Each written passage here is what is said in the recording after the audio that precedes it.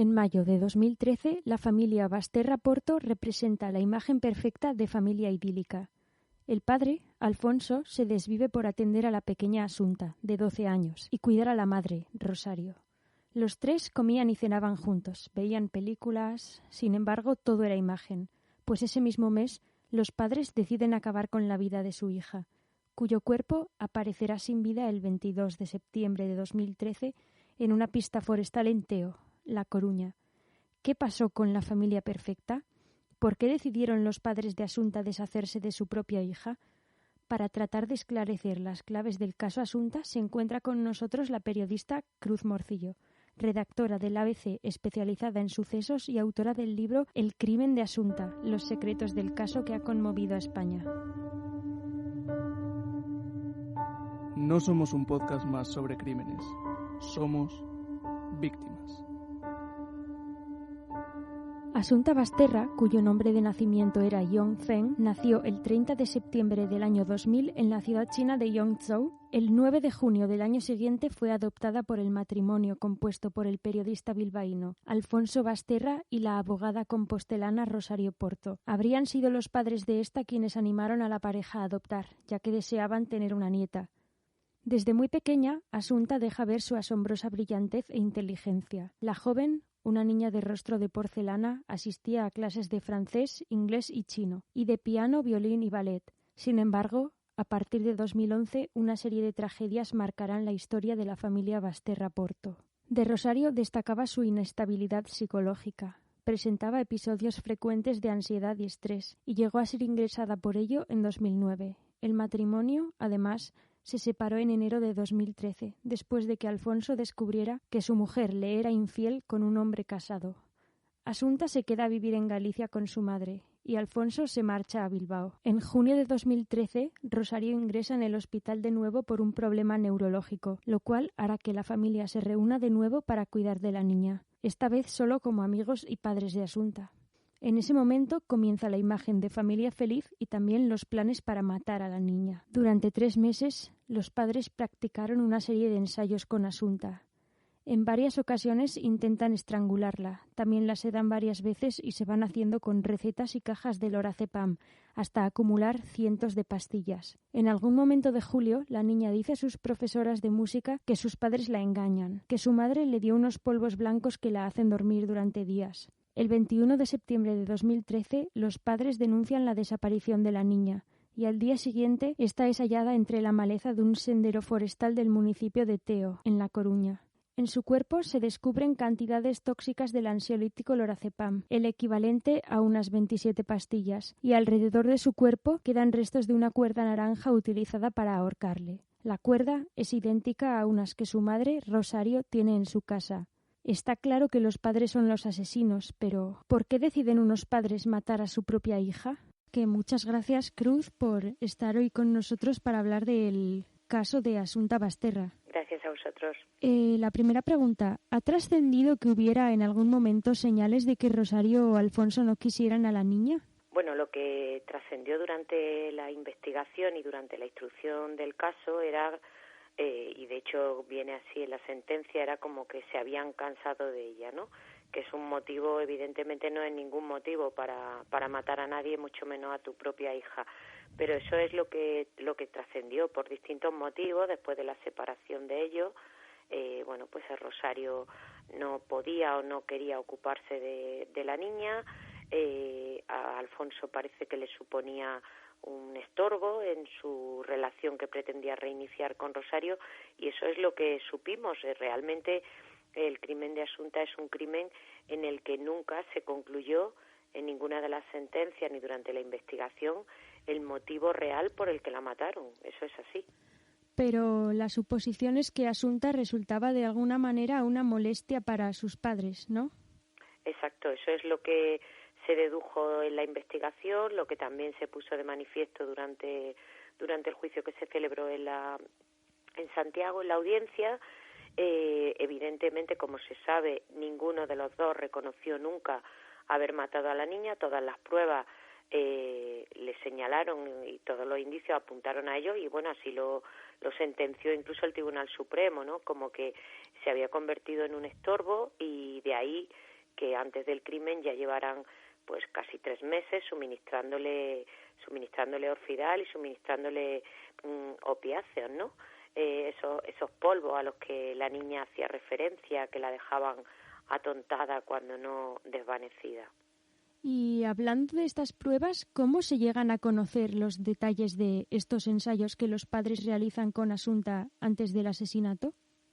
Bueno, hubo una vez que el cadáver de la niña se encuentra y se le hace la autopsia, la definitiva se demoró mucho, tardó casi 3 meses, precisamente por esas pruebas toxicológicas complicadas. Esas pruebas toxicológicas confirmaron lo que habían venido apuntando distintos testigos durante la investigación, durante la instrucción del caso.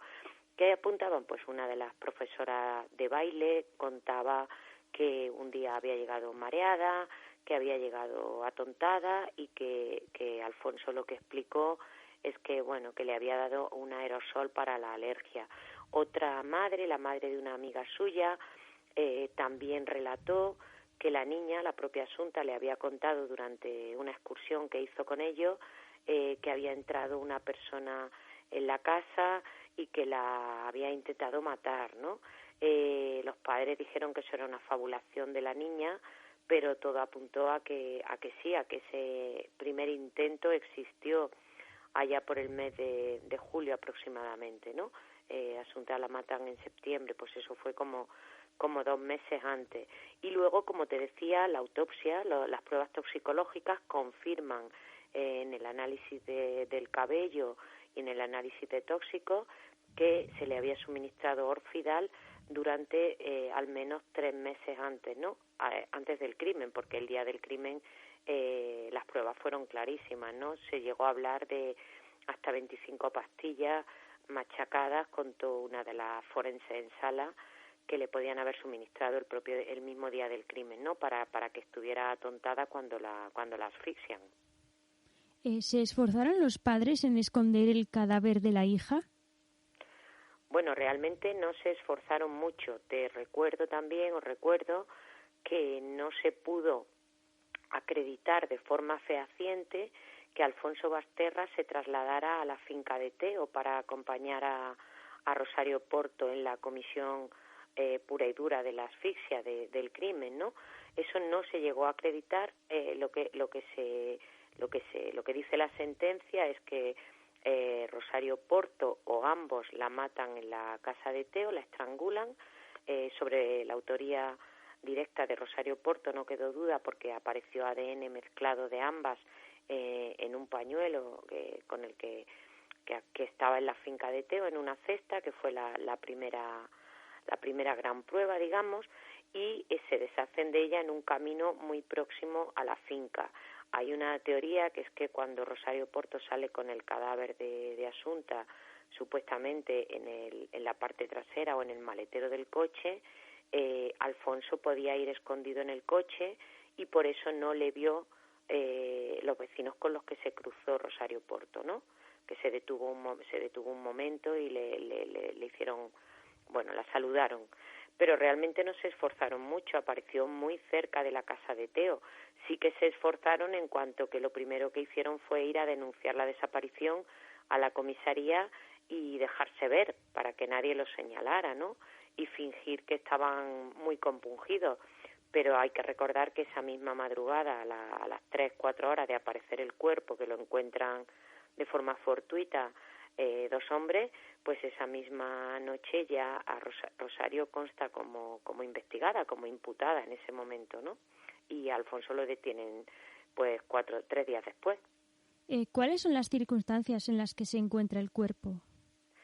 Pues Asunta la habían dejado vestida, abandonada junto a una cuneta en Teo, en el municipio de Teo, junto a un camino, como te digo, muy cerca de la finca familiar donde la mataron. Estaba vestida, como te digo, tenía mojado el pantalón y bueno, pues en principio no tenía ningún signo externo de agresión. Pronto se descartó que hubiera sufrido algún tipo de agresión sexual, etcétera, y lo que sí determinó la autopsia es que había sido asfixiada, ¿no? Probablemente con una almohada, con algún tipo de almohada, y ejerciendo presión, eso sí quedó claro, sobre tapándole la boca y la nariz para que no pudiera respirar.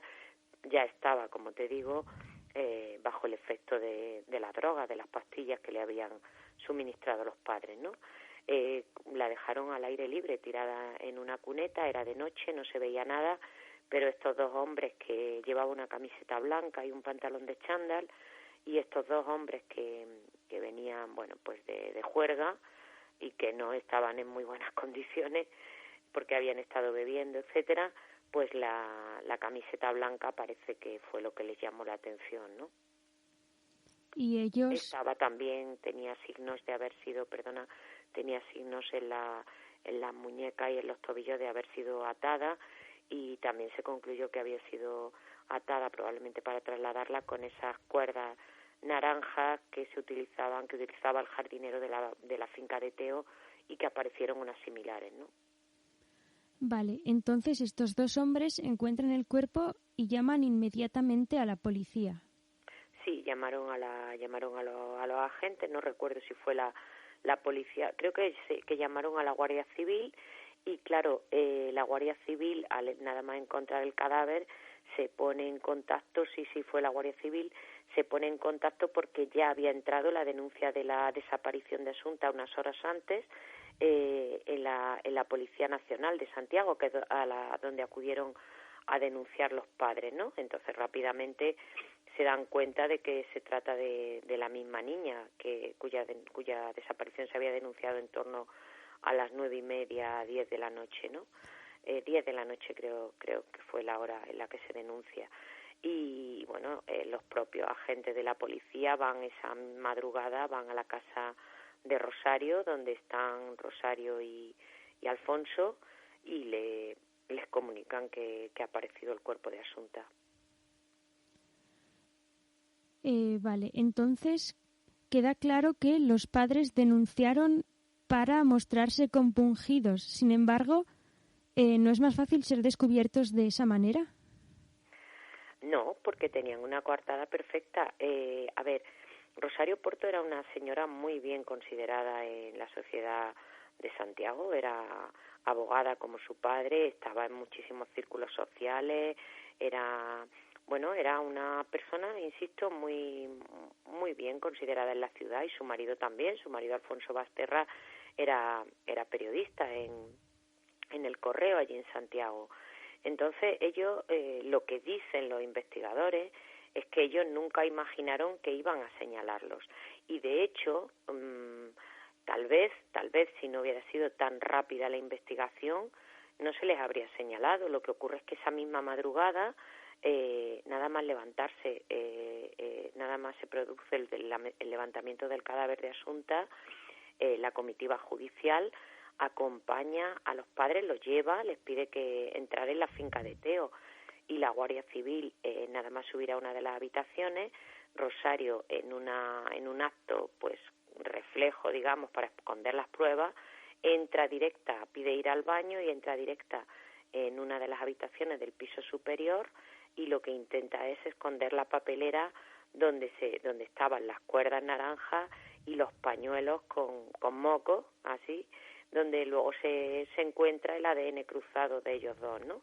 Es decir, que ellos nunca pensaron que le iban a señalar, pensaron que iba a ser un crimen impune. Eso es lo que siempre ha sostenido la investigación.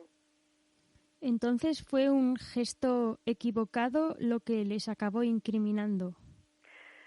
Yo creo que eso fue el inicio, un gesto equivocado, efectivamente, pero también una rapidísima investigación y el instinto tanto de los investigadores como del juez, como del fiscal, que rápidamente les condujo a esa finca, porque imagínate que no le hubieran detenido. De hecho, ella no estaba detenida cuando va a esa finca. Imagínate que les hubieran dado margen y se hubieran deshecho de esas pruebas. Acuérdate también que apareció meses después, aparece ADN en restos de semen en la camiseta de Asunta, y se imputa a otra persona que nada tenía que ver con ese crimen, que ni siquiera había viajado a Galicia en su vida, un chico colombiano. Fue una mezcla, se quedó acreditado que se mezclaron los perfiles genéticos en el laboratorio cuando se analizaron, pero imagínate que la investigación se hubiera desviado por ese camino y que no hubieran encontrado esos papeles ni esas cuerdas, en fin, que yo creo que fue una mezcla tanto de la torpeza de Rosario por irse directa a tratar de esconder esa prueba, como de la pericia de los investigadores de darse cuenta de eso, ¿no? Vale, entonces la hipótesis principal sobre el móvil del crimen es que Asunta como que ya no servía a sus padres. Sin embargo, ¿pudo haber motivos económicos detrás del crimen?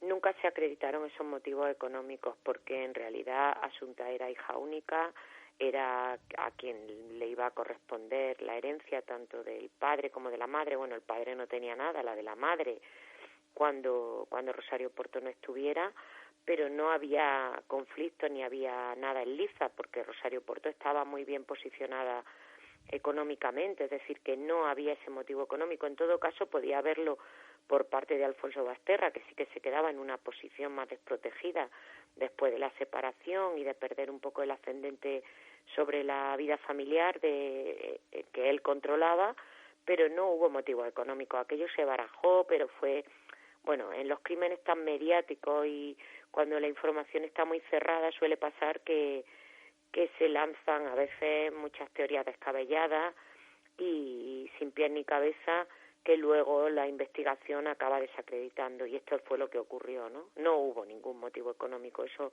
jamás se probó ni tenía ningún viso de realidad. Vale, pues eso sería todo.